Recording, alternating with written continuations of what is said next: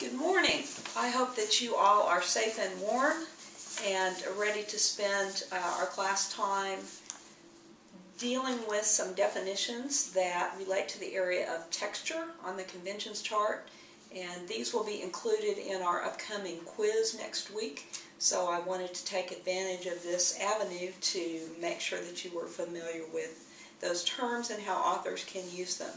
I'm assuming that you are logged in both to Moodle and to your Google account. The easiest way to do that is to log in through MySNU and open your email, which automatically logs you into Google, and then simultaneously pull up your Moodle account.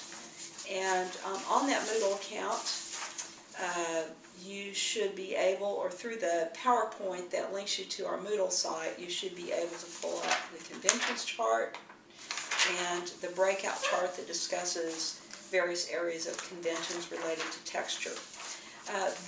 The session today will conclude with two activities that will count both as your attendance and as a forum post point, and I will be checking the progress of those as we go. We will have just a brief lecture this morning, and then I will turn you over to follow through on the PowerPoint with examples for four major areas of texture, that being imagery, figures of speech, illusion, and symbolism. And then I'm going to have you try your hand at identifying those techniques in one of three Simon and Garfunkel songs, and then finally make a concluding post to Moodle about what you've learned today, and to come up with some examples from your own reading and viewing of these techniques in process. If at any time you run into questions or have difficulties today, please email me. I will be online during our entire class session and respond to you, and if it's an item related to the class as a whole, I will make that information available to everyone else.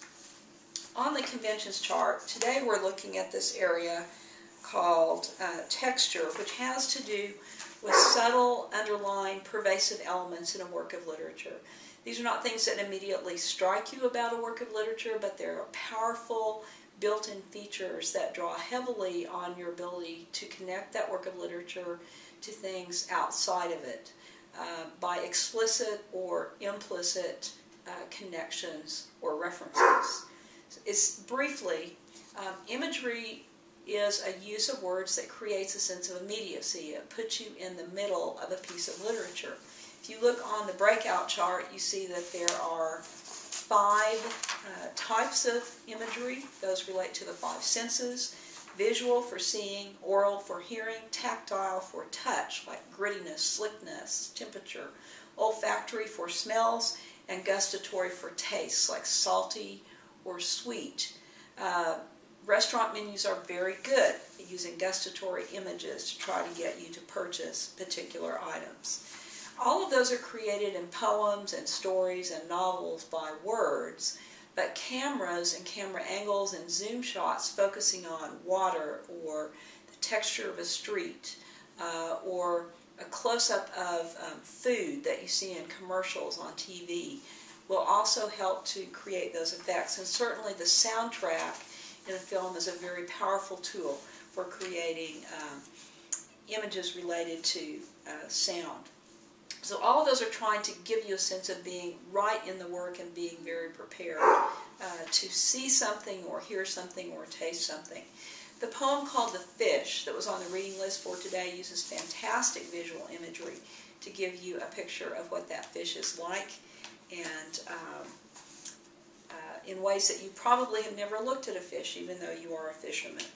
A second area through which these conventions work is association, and that is by drawing your attention to a meaning of something that is outside the work that is connected to a reference in the literary work.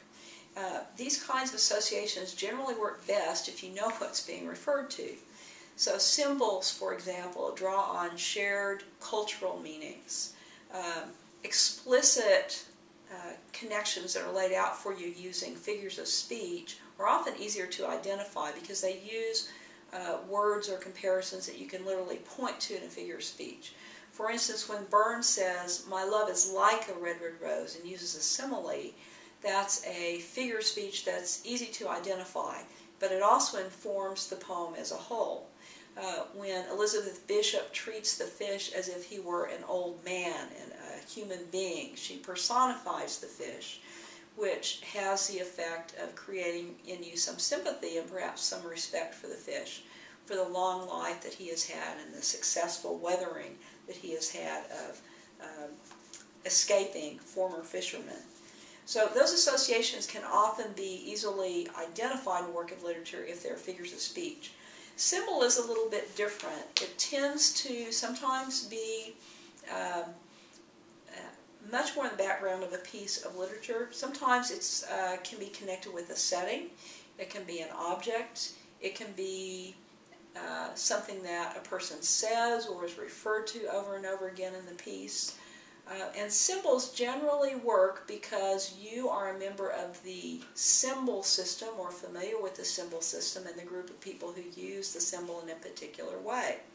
So in the short story Revelation that we looked at, when at the end of the story Mrs. Turpin comes to a revelation in the pig pen, if you know the story of the prodigal son from the New Testament, you have some idea that this story is somehow alluding to the other story, and that what is happening symbolically because of that allusion or reference has to do with a psychological and a spiritual revelation.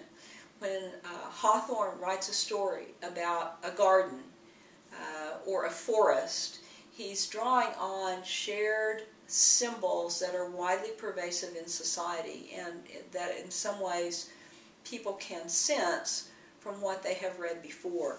So, for example, the forest in Young Goodman Brown represents things that many people in our culture would have no difficulty identifying. It could represent lostness, it could represent danger, it could represent something on the fringes of society. Those are all culturally associated meanings with the forest. In fact, the forest is such a widely used symbol that it really rises to the level of an archetype, which is a pervasive symbol that you see in a great deal of literature. Another example from the pieces that you looked at for today from the story Summer would be the lake.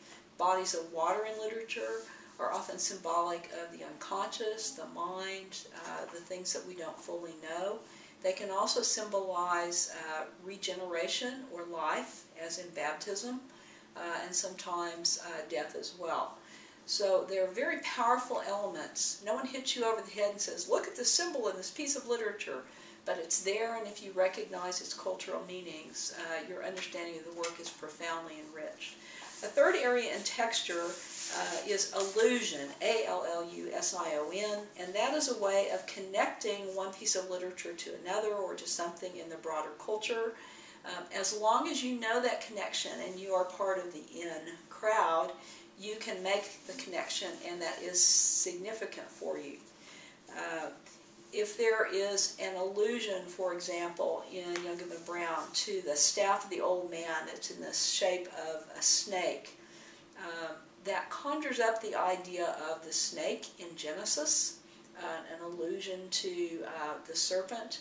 It also conjures up something of staffs and magic and the association of those with non-biblical elements as well, to suggest that there is some power at work that Young Goodman Brown does not fully understand.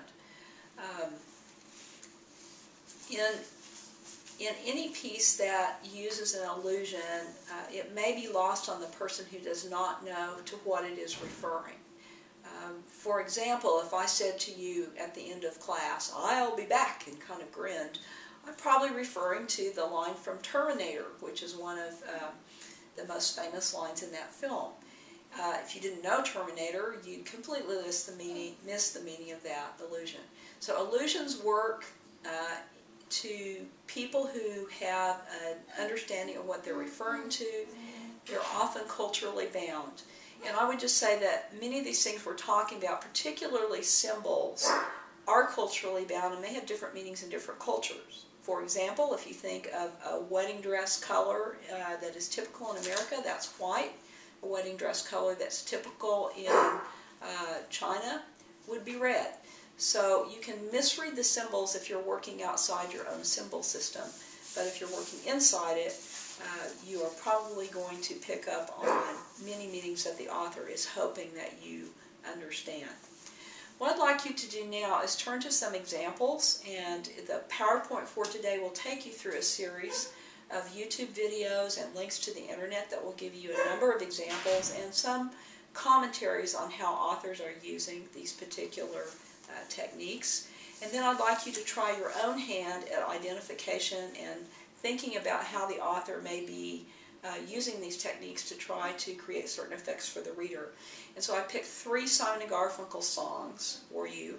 I'd like you to, if you click on the links to the titles of those songs, it will take you to a Google Doc where you can identify some of these techniques, talk about how they're being used, and share ideas with others in the class. When you've completed that for the song you picked, look at the comments from people in our class on other songs, and then finally go to Moodle. All of the links are in the PowerPoint for you to follow this sequence, and make a post about something you've learned today and some examples from your own reading and viewing that would illustrate some of these literary conventions within the texture area.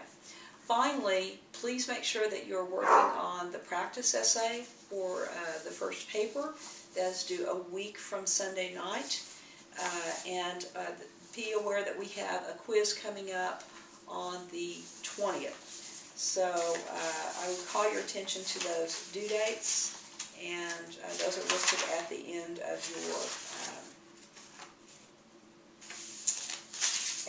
your PowerPoint for today. Thank you, and if you have questions, feel free to email me. Have a good day.